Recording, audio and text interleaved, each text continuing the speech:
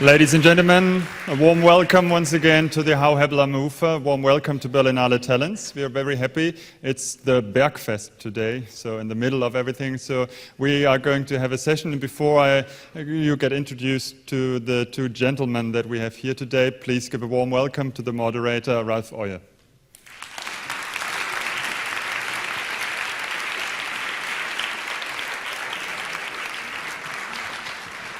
Here is. Sorry, I missed the cue.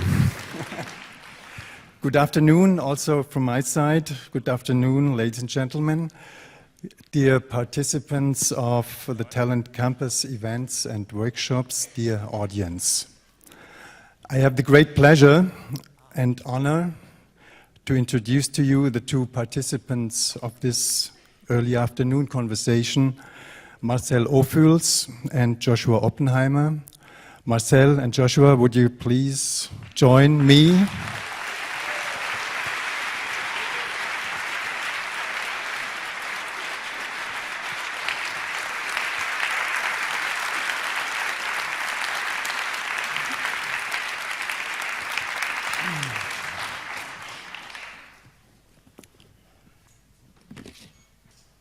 My name is Ralph Eue. I'm working for the Documentary Festival in Leipzig. I'm a curator.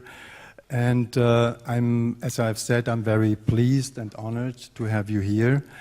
What makes my task as host of this encounter as well an easy one and a very difficult one is the fact that I have to admit my absolute admiration for the work of both of you. I certainly do not have to present neither Marcel nor Joshua extensively, so I will remain very briefly in order to have as much time as possible for conversation among us.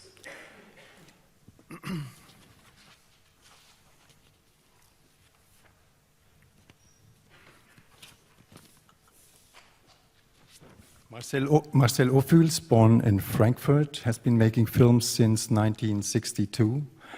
His debut has been a contribution to the Nouvelle Vague episode film L'amour à 20 ans in 1962.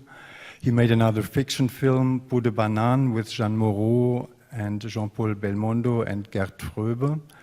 And his career as a documentary filmmaker started in 1966 with Munich, or Peace in Our Time, followed by The Sorrow and the Pity, 1971, and several other documentaries made for German, French, Swiss, and British television. The memory of justice around the Nuremberg trials and the heritage of these trials, shot in 1974, released in 1976, after a lot of legal problems, is acknowledged by most of the people who have seen it as a monument of documentary filmmaking in the second half of the 20th century. And the film can be rediscovered during the Berlin Film Festival in a Berlinale special screening on Thursday afternoon. His other films include Hotel Terminus, for which he has received an Academy Award in 1988, followed by November Days in 1990 and The Troubles We've Seen in 1994. His autobiography, Meines Vaters Sohn, My Father's Son, just came out in German language a couple of days ago and will also be presented during the festival. Joshua Oppenheimer, on my right, on your left, is an American film director based in Copenhagen. He has been making militia death squads and their victims the focus of his work. His debut feature film, The Act of Killing, premiered in 2012. Since then, it has won many prizes, including the European Film Award for Best Documentary and the Panorama Audience Award during the Berlin Film Festival in 2013. The Act of Killing, a truly breathtaking cinematographic work dealing with a genocide in Indonesia in the 1960s and its aftermath until the actual moment of shooting the film in 2010 and 2011, has been nominated for an Academy Award for Best Documentary Feature in 2014. his most recent film, The Look of Silence, which is, how Joshua has put it, a necessary companion piece to the act of killing, has had its German premiere the day before yesterday in a Berlinale special screening. Joshua is also a member of the first feature award jury of this year's festival's edition, and he has recently edited a book entitled Killer Images, Documentary Film, Memory, and the Performance of Violence. And the title of Joshua's book brings me to the title of our conversation, The Memory of Violence.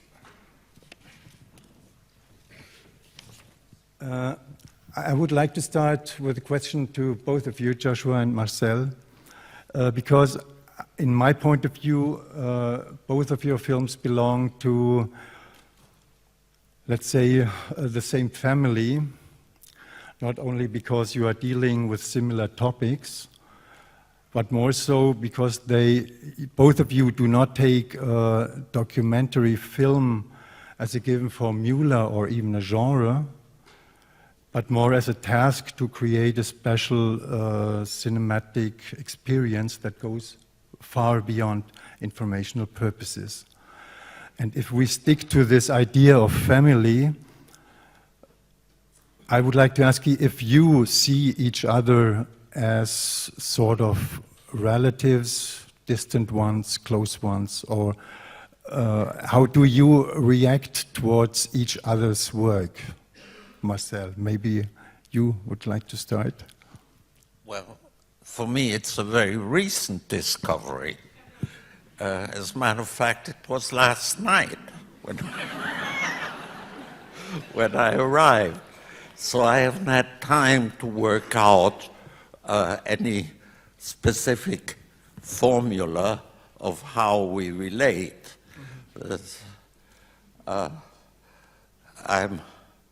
I'm overwhelmed by his film, and it is, to me, almost incomprehensible how it could be achieved to get perpetrators so awful, so guilty,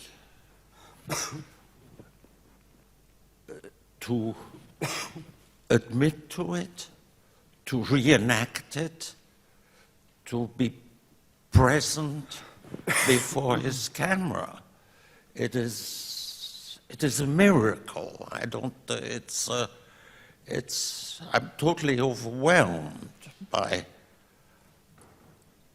what it presents as possibilities also for future documentary filmmaking. That this could even be possible is my first reaction. And I asked him a while ago, in one of those green room conversations that people have, if he had any sleeping pills for me, because he's responsible for my not sleeping last night. So I hold him responsible for a few sleeping pills. I first of all am grateful and honored by your response and very sorry to have left you sleepless. It's a joke. I know. A feeble joke. I know. A feeble joke. But I see, you saw last night The Look of Silence, which is a companion piece to The Act of Killing, but equally you could say The Act of Killing is a companion piece to The Look of Silence. The two films form a larger work that's, I hope, greater than the sum of the parts. And I think that a key inspiration for me in thinking about how I respond to the impunity that I encountered in Indonesia was your body of work, was Marcel's body of work, this sense of that at the same, that I think very, very rigorously you've always understood that your films are dealing with the legacy of violence in the present. You're dealing with what happens when resistance is glorified to the point that its specificity and its lessons elude us. Sorry? Somehow, when the specificity of resistance and the experience of resistance in Vichy France is somehow narrated as part of a national heroic story, and the details demand recovery, the details of how people resisted, what was that experience like, demands attention that is missing in this sort of the sort of glorious history of the resistance. The myths after the war yes, in and France. just as importantly, the attention that needs to be paid to complicity where there's complicity, and then the survival of bystanders. This sense of how a past is never past, which even in those parts of your work Joshua, I do think, and this of course is very different from what I saw last night and what you're doing. First of all, you're in the midst of the event, but also, since I had that task of going back to something that happened before, it became very quickly clear to me that most people, if they can, in great crisis situation, don't take a position. Yeah. Most people, I think, and for good reasons, because after all, friendship and family and the ties of daily life make it quite understandable to me that you don't join the resistance or work with the Germans like that from one day to the other. It must be a certain set of circumstances that lead to taking action. And in your film, there is this nightmare, which form of a nightmare, of a surprise and nightmare that people who have done these things not only do not feel regret, but actually reenact it for you.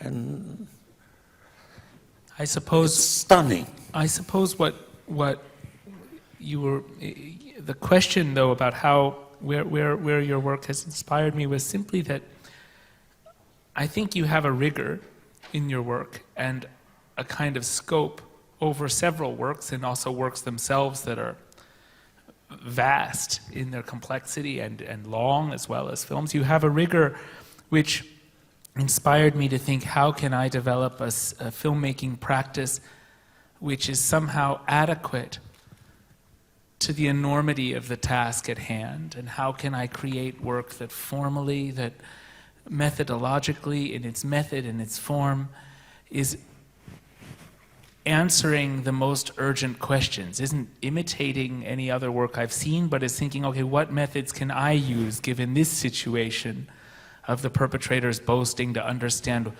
in the act of killing why they're boasting? That's the very last thing I would think of, is that what I saw is in any way imitative.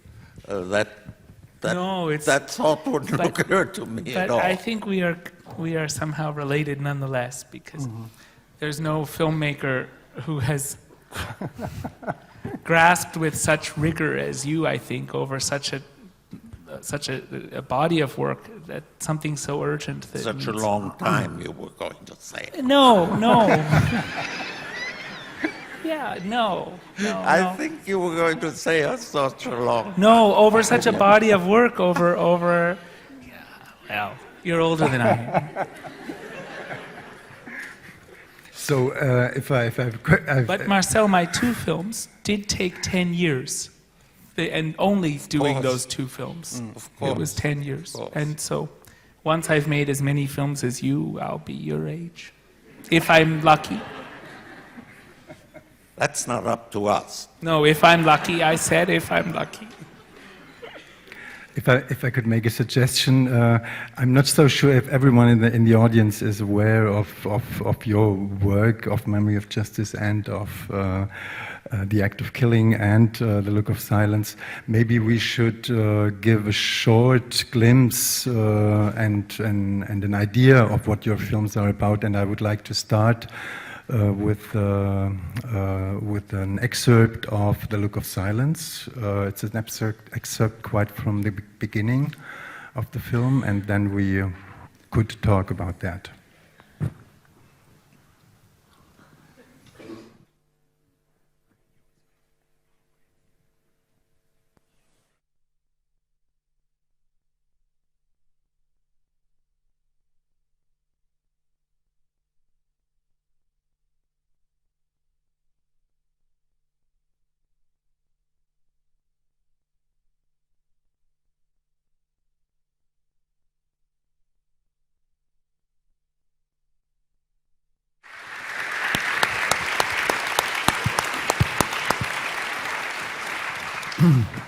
Marcel, I would like to ask you, you probably know this situation of coming to someone you have chosen to be in your film, to talk with him. You made this, I remember the famous saying of you when, I think it was in the context of Hotel Terminus, when you came to a German community and the whole community is covering one of the old Nazis living there, and you told it. I was confronted. Who had the very nice name Bartelmus. Bartelmus, and you said Lovely it, name, Bartelmus, yeah, and you're looking for him among in the grass and so on, and you said then that was the moment I encountered the German iceberg. Could you and in Joshua's film, I got the feeling this whole country is an iceberg. Can you tell us a bit how you felt when you saw this situation of hiding and not acknowledging from a colleague in his film? In his film, yeah. Well,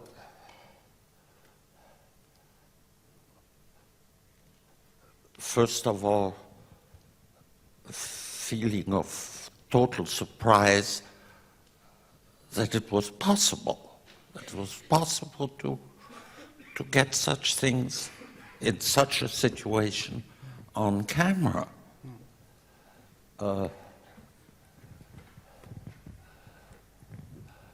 In that respect, my job, which had to do with hindsight and things that happened years before, was a much easier one.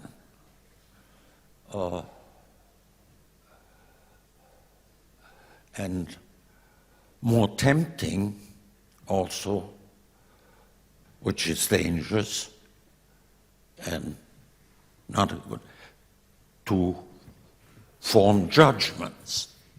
If time has passed and the situation is a little removed from daily life, it is both tempting and I think very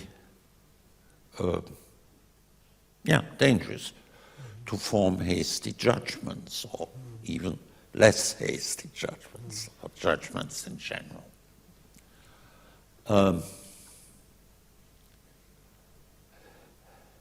In a way, but it just happened that way. I don't feel responsible for this, or not responsible for it.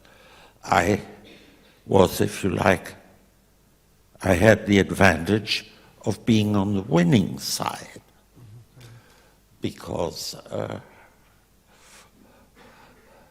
I was looking for Nazis and their accomplices in a Europe that was no longer, I'm happy to say, Nazi. His situation is different and much more challenging because he's been bringing people in front of a camera in a country which still has a military dictatorship. It's just, I don't know, I'm just very honored and a bit surprised that he should feel this relationship between us because, well, yes, I feel honored, flattered.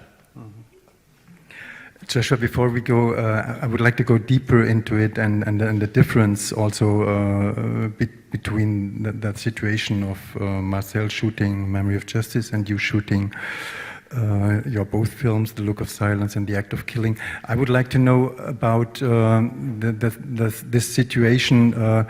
In how far is it important that the profession of your protagonists? I think it has a lot to say, but what I really admire in your film that it is not outspoken in the film.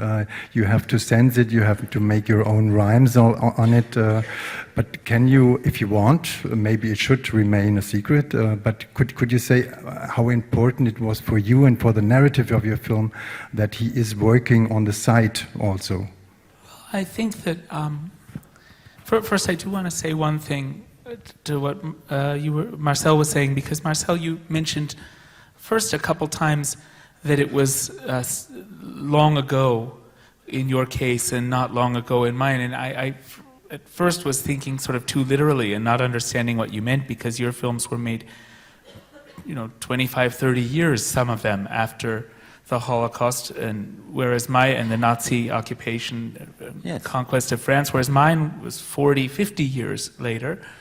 But then I understood what you were really saying was that the perpetrators, in my case, are still holding power. Yes. And that's, of course, the sense in which it hasn't ended. Yes. And that, I think, is the critical difference between our approaches and the two bodies of work.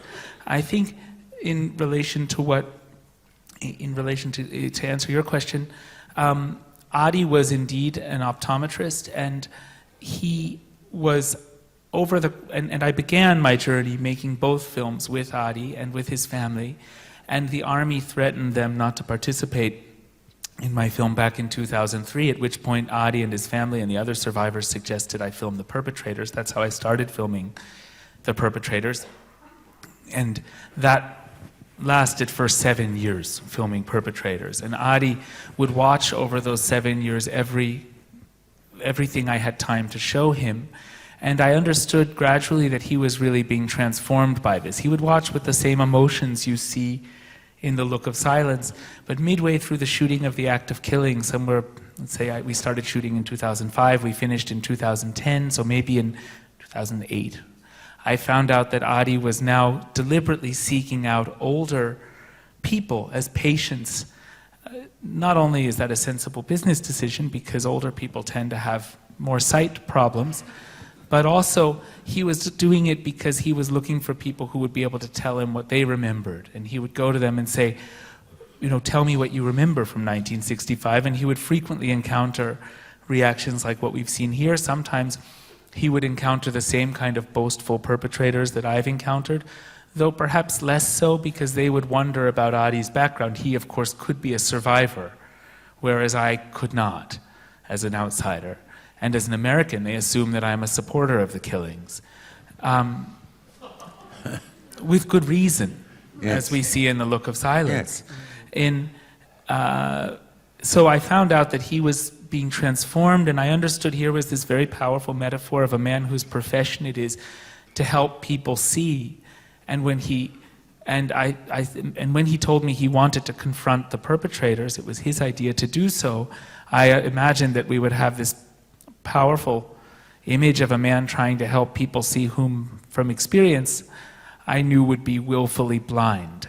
And the idea of trying to help people see who are willfully blind felt also like a metaphor for what both of my films have done, not just in Indonesia, but I think internationally, vis-a-vis the Indonesian genocide, helping, and vis-a-vis our complicity and our relationship to human evil in general. I think they've been catalysts to force an acknowledgement of things we normally don't want to see, force a looking at things we don't want to see.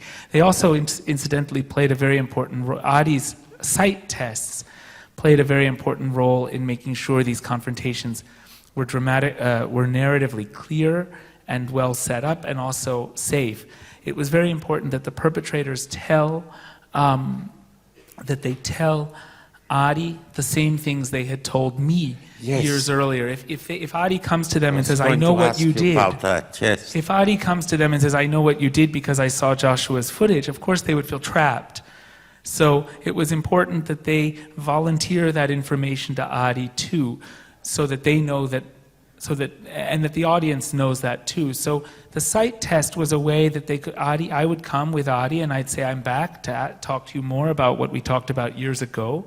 At this point, I returned to shoot this film after editing The Act of Killing, but before it was released, at which time I knew I could no longer safely return to Indonesia. And I knew that I was well known, that the production of The Act of Killing was famous across the region.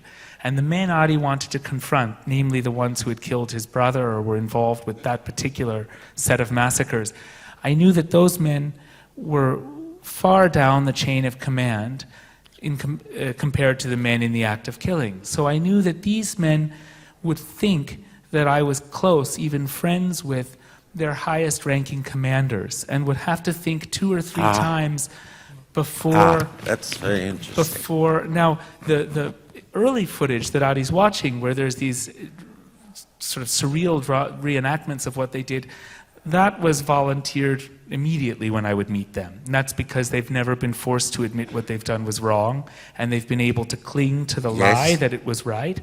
That's a sheer symptom, a surreal but absolute symptom of impunity. You did meet a lot of these people. You found them before Ari. Yeah, so some of them. Adi's watching old footage from the period 2003 to 2005. Where you had seen them before. Yeah, and then in 2005 I met my 41st perpetrator, a man named Anwar Congo, who's the main character in my first film, The Act of Killing. I filmed with him and the men around him, working my way up the chain of command to the vice president of Indonesia, the head of a paramilitary. Yeah, he's not in The Look of Silence. It's higher up. It's higher up. The vice president. The man who's in Sanu Island is he's a speaker of the regional parliament. Yes, that's right. But all of those men in The Look of Silence knew that I had filmed with and thought I was close to, because the film had not yet come out, very high-ranking people, national figures. And so that allowed us, so I would return to them, they would welcome me back, even if they had had suspicions in the past, they would welcome me back because they knew about the production of The Act of Killing. I would say, this time I'm here with a friend. He is also connected to these issues, to these events. He would like to ask the questions this time. And just, I'm interested in how you as fellow Indonesians discuss this with each other. And he will, in exchange for your time and your going back into this period, into taking the time, he will offer you a free eye exam. And of course the eye exam I knew would be a powerful metaphor, but I also knew that it was an occasion for Adi to prolong the testimony from the perpetrators until they had told Adi everything that they had told me and in my old footage. So Adi would simply continue with the eye exam until all the key information had come out, saying, and I also knew that it was disarming. When you go to a doctor, you're a patient, you're vulnerable, you're not likely to attack. So I thought, okay, Adi will, in both his gentleness and his manner, but also in his profession, will disarm these men and allow us to get deeper before everything explodes. Maybe we should see another excerpt, and it's from The Memory of Justice, right from the beginning. And it's also it's a similar situation, but it's not in a let's say real life encounter. It's the situation of saying I am guilty, I am not guilty. In face of judges, facing judges, and in a situation of a trial. So, could we start with Memory of Justice?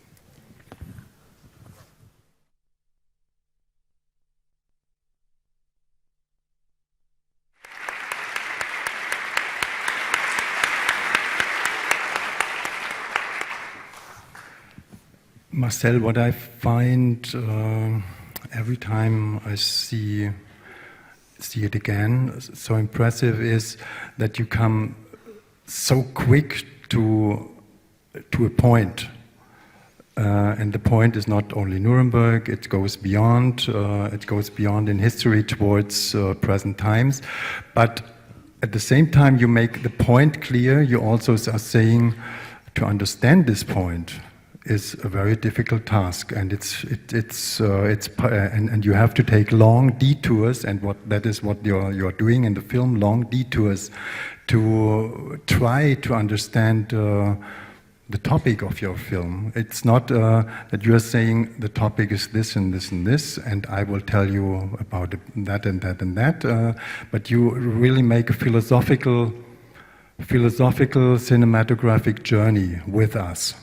And I would like to, how did you manage with these, I don't know how many hours of material you have had, how did you manage to make your point clear in the first, I don't know how long we have seen, 4 minutes.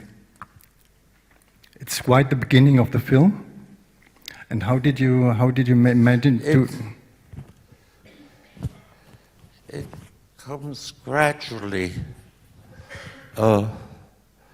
In the case of, you asked just now how much shooting. I think in this film the ratio must have been 20 or 25 to 1. So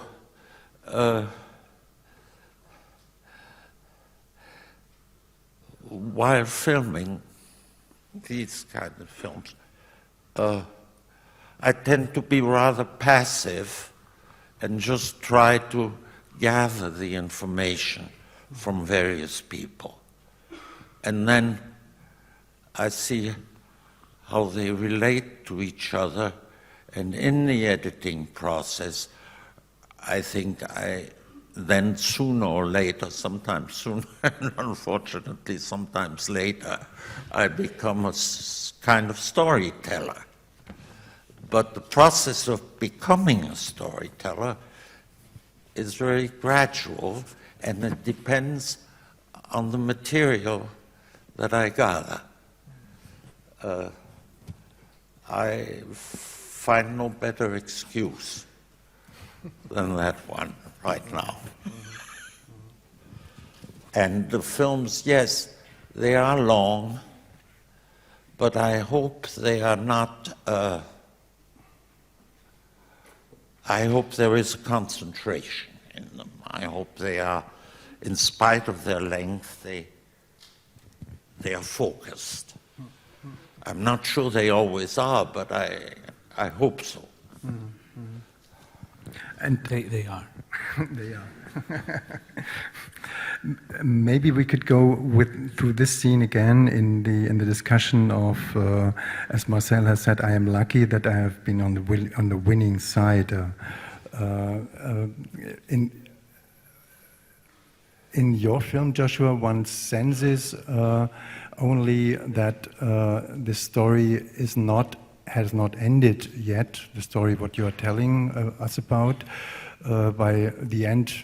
Titles saying when you have a lot of functions in your team, in your crew, and you mention them as camera, anonymous, and I think it's 60-something% persons who are anonymous, and that gives us, at least to me, it gave me a sense, oh, there must be something.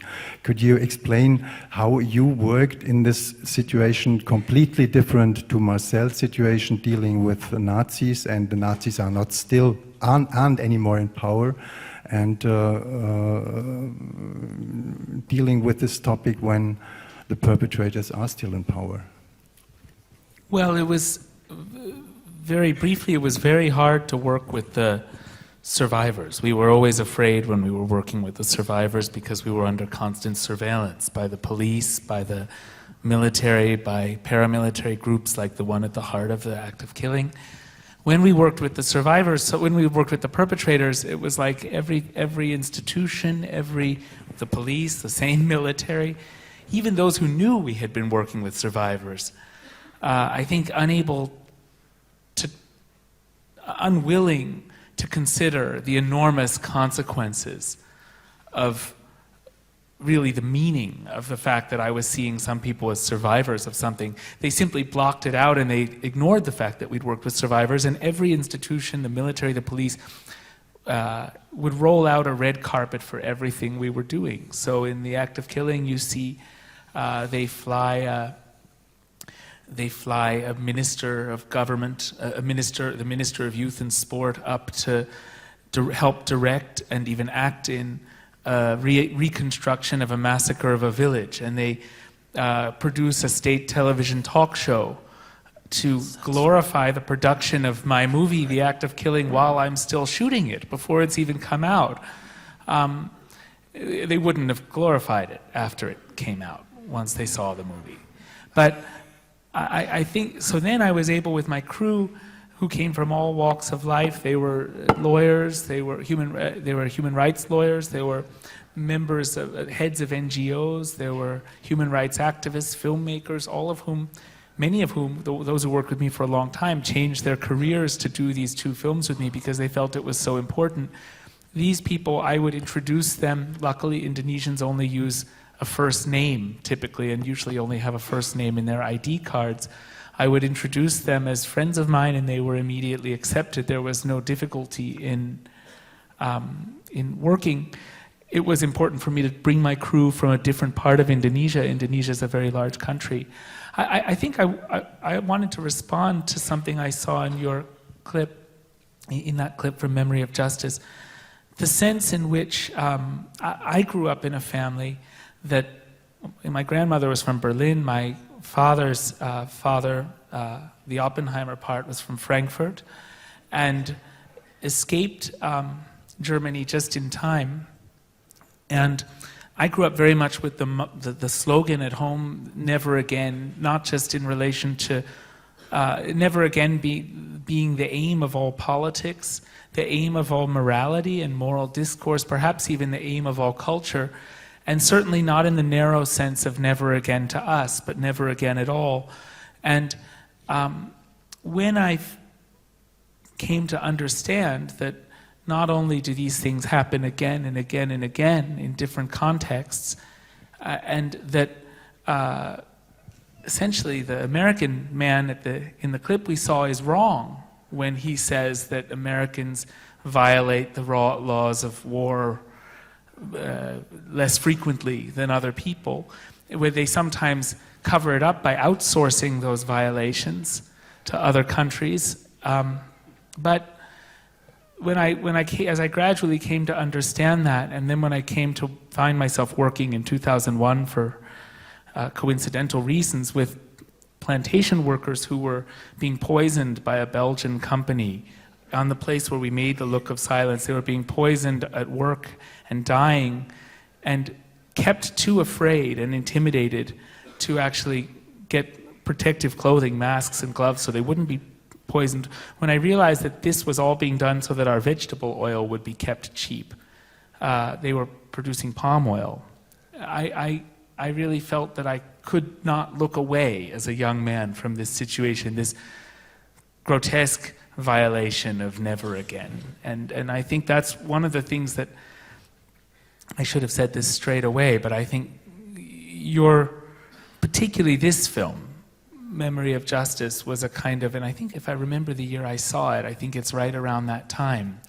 It was a kind of pole star for me in thinking, in sort of, in my own moral journey to making these two movies. So I haven't seen it in like 15 years, and I want... Nor have I. Because it had disappeared. And it's very much also because of the Berlinale and the Film Foundation that it was restored thanks to the help of the Berlinale and to the but that's just a side remark. Yes, 1976 is when it was made. The man you referred to is just now, Joshua, is Telford Taylor, who was the second in command of the American prosecution and the head prosecutor of all the following trials after the main one. And when he talks about having thought before that America had a better record, I think he's perfectly sincere. I think he was an altogether admirable man. He evolved with his life, with what he learned from life and what the parts he played, the part he played in history. And one of the things I think that I know about him that were most impressive, aside from the role he played in trying to show what Americans did in Vietnam and in North Vietnam, where he played a very considerable role. Since he was a reserve general, was a lawyer in fact, but he was a reserve general, he was asked to do, what is the end of semester talk for a promotion at West Point. And this was in the middle of the McCarthy period. And he used the occasion to blast into McCarthy. So he was not ignorant in that sense or innocent. He simply learned from what he was faced with during his life. One perhaps interesting or not interesting, he was actually portrayed in a film about the Nuremberg trials by Richard Wiedmark. That's just a side. Okay, yes. I don't know, I just felt that he's worth defending. Yeah, I know, and I think he was an admirable man. I think I was saying somehow that he is acknowledging he's mistaken about something. Yes. And yes, indeed, he was mistaken. Yes. And of course, Bury my heart at Wounded Knee. I remember that he mentioned that in the rushes. I don't think it's on the screen. He was very much, and this may be naive, why should he be surprised by discovering in Buried Heart at Wounded Knees what the situation was with American Indians? Perhaps it was naive, but he just tried to adjust to what he learned in the course of events. But it's also understandable, that ignorance. I mean, I just very recently was reading a very admirable book by Stephen Kinzer called Overthrow, which is a sort of history of American it's a survey of every time America's overthrown a foreign government. Yes. And only the Indonesian case, although we were involved, isn't there because we are not the United States government was not the primary actor there. But, or if they were, that's not been, the records that would prove that have not yet been declassified.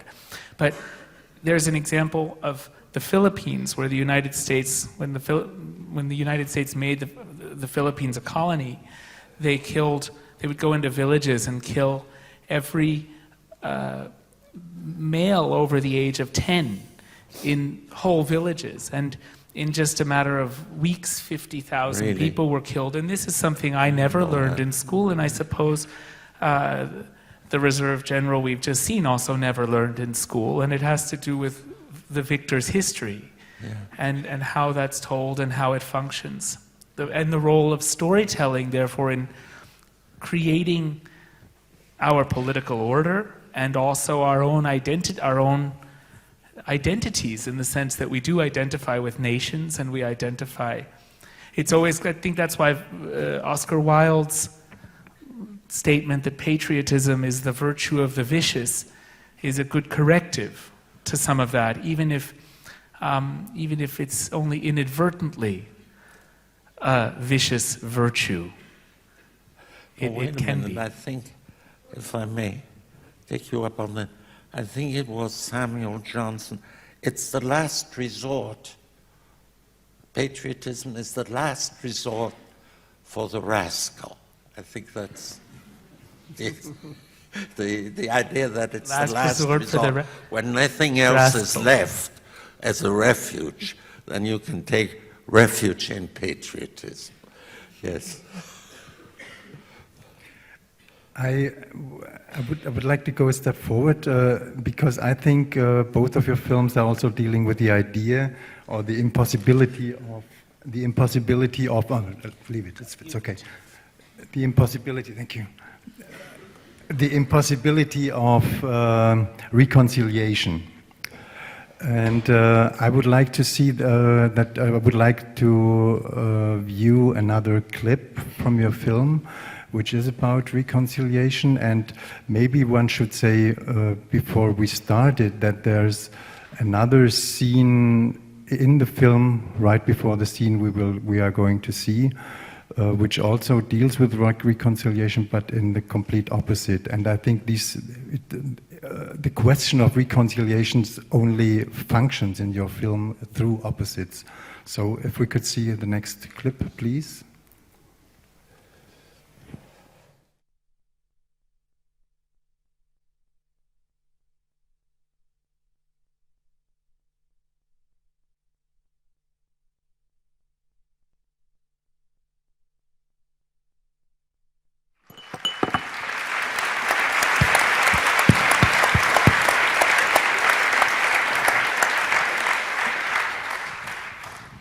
Joshua, would you like to tell a bit about this question I brought up of reconciliation?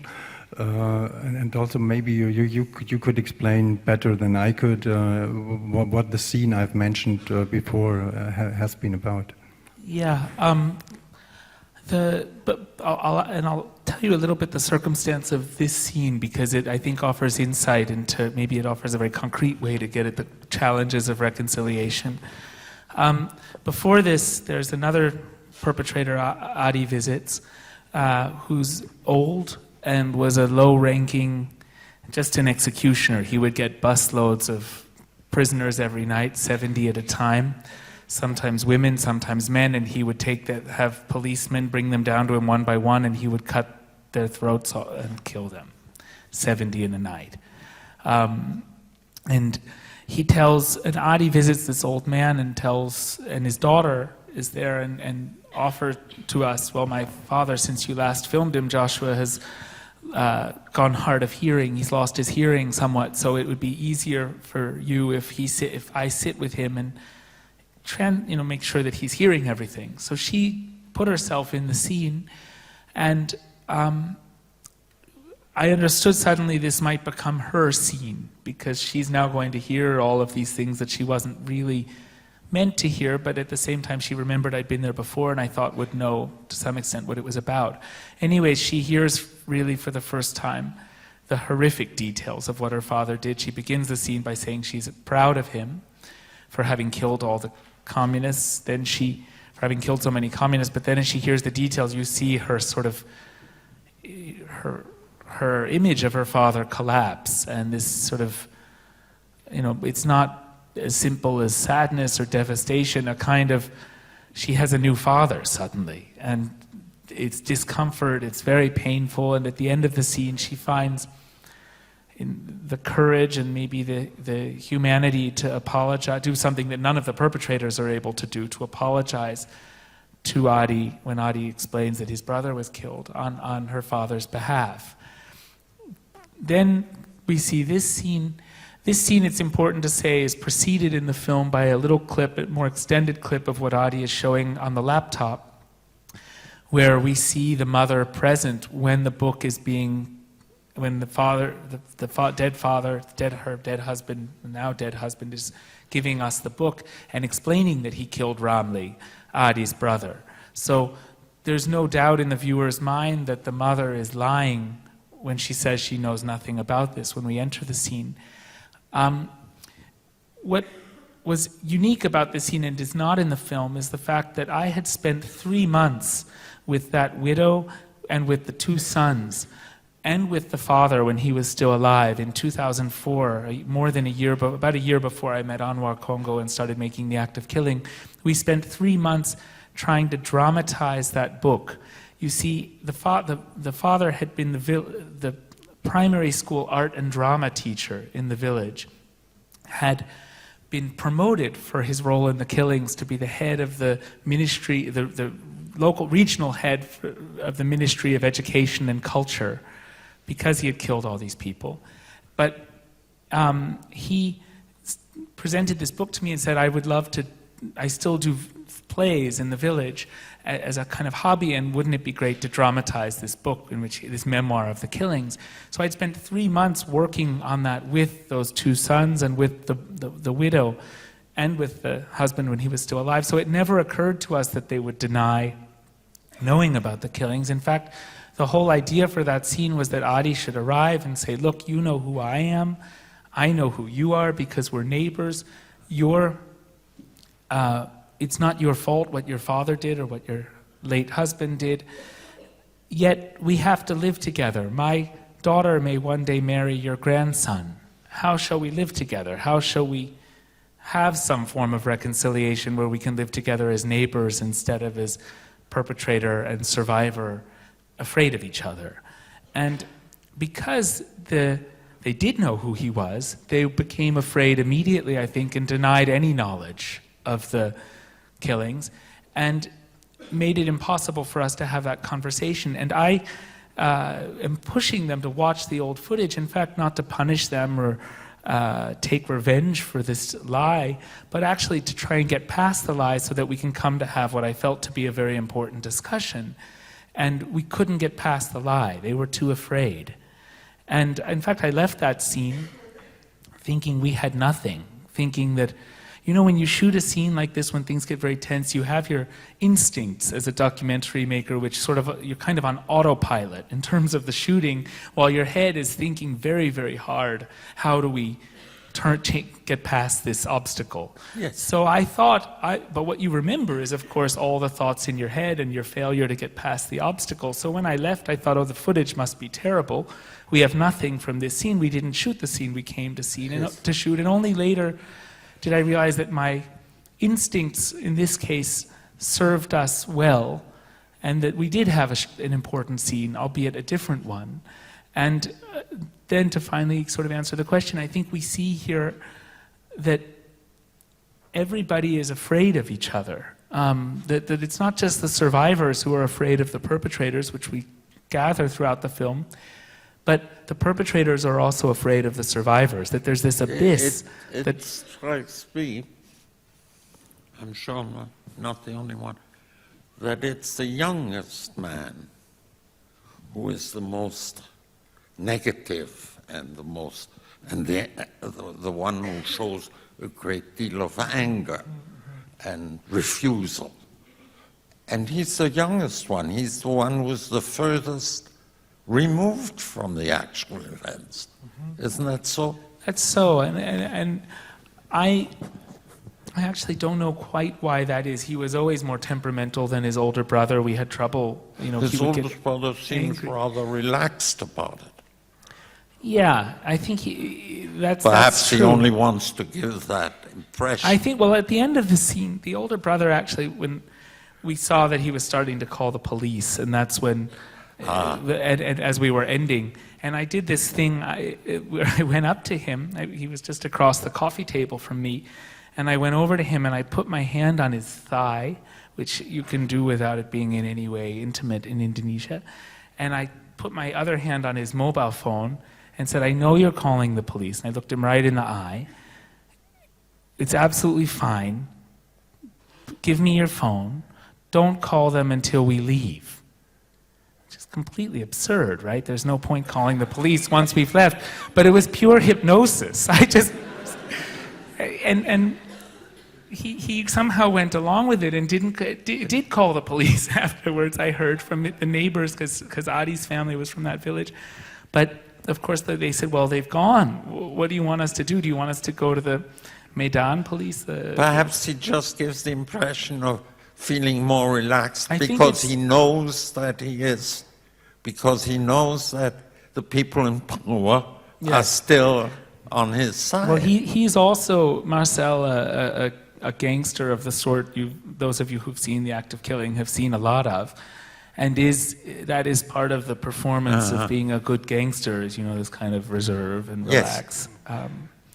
But I think there's a fear, and I also think that often, I mean, this is an obvious enough statement, but truth and people will often have to trade justice for peace when there's no regime change. I mean, in South Africa, there was a truth and reconciliation process, not because necessarily all of the victims of apartheid were content to live as neighbors and brothers with the former perpetrators, but also because there was no choice, there was no possibility for justice. So I think in Indonesia there's a great spectrum of demands, but above all, I think the survivors hope for an escape from the fear that comes. That was like the buzzer. I've talked too long.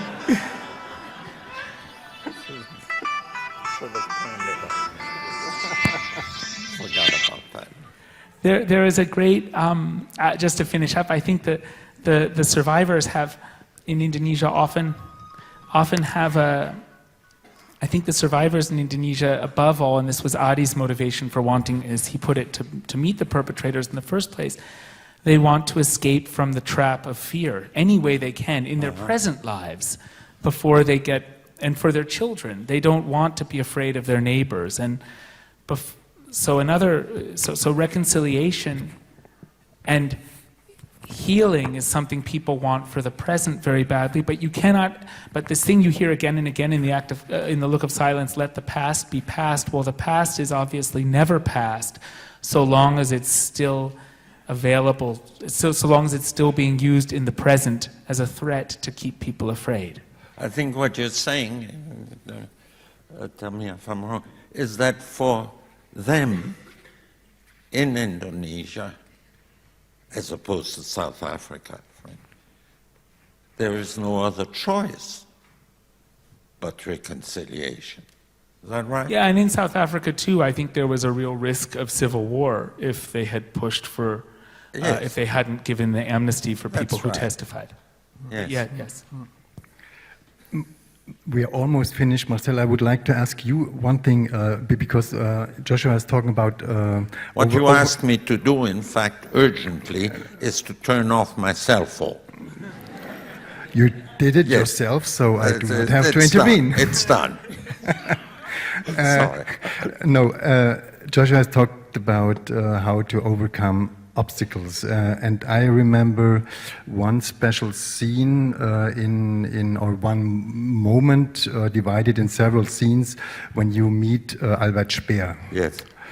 Albert Speer, as he comes on the screen, is a very tempting, friendly person, and I think it was also a special moment for me, for you, not only because he was a sort of a famous person, but also in the way how to deal with this person and his lies, and feeling there is lies, but you cannot really overcome it.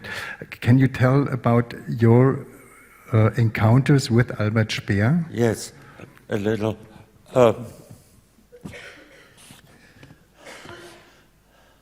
I think what he essentially lied about, and we have historical proof of this, was about his knowledge or lack of knowledge of the final solution.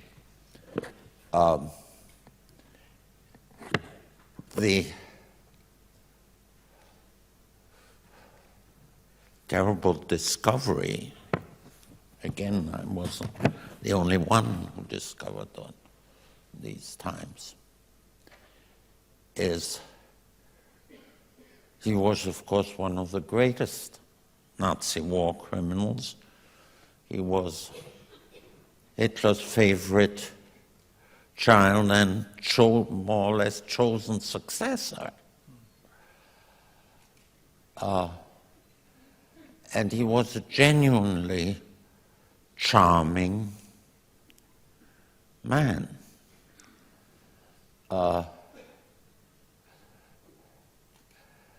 He had a great sense of observation. He had a sense of humor. Great deal. And of course, it is for someone like me, any of the other journalists who discovered that after he came out of Spandau, is a surprising thing, and again, disquieting, something that makes you feel insecure to find that such a man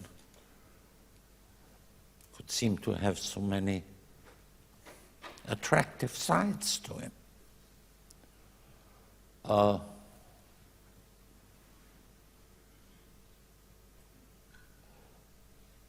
I think I write about this in the book that has now come up in German translation. There's quite a few pages devoted to Speer. One of the reasons later on that I often found myself bored with Hotel Terminus is because Barbie, who of course I didn't have in front of a camera, that's a big difference too, but also he was so much less interesting than Albert Speer.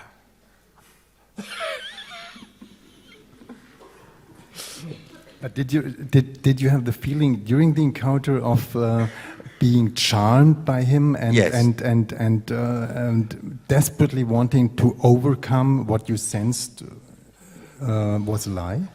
And how did you try to I think I let myself carried along with my feelings of, because also it was a good idea to go along with this feeling of mutual comprehension, because you get a better interview that way than if you start feeling great feelings of hostility.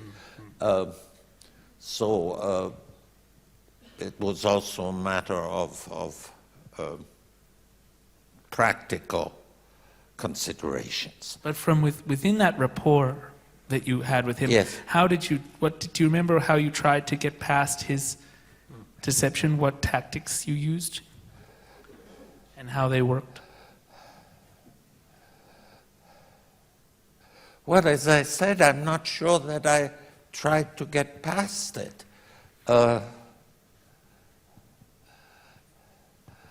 I must say that at the time when the interview was made, we weren't really sure about how much, historians weren't really all that sure about how much he knew. That I think is important, yes. But it's also in the film, I think it's the very last time he appears. Telford Taylor, the man we were talking about before,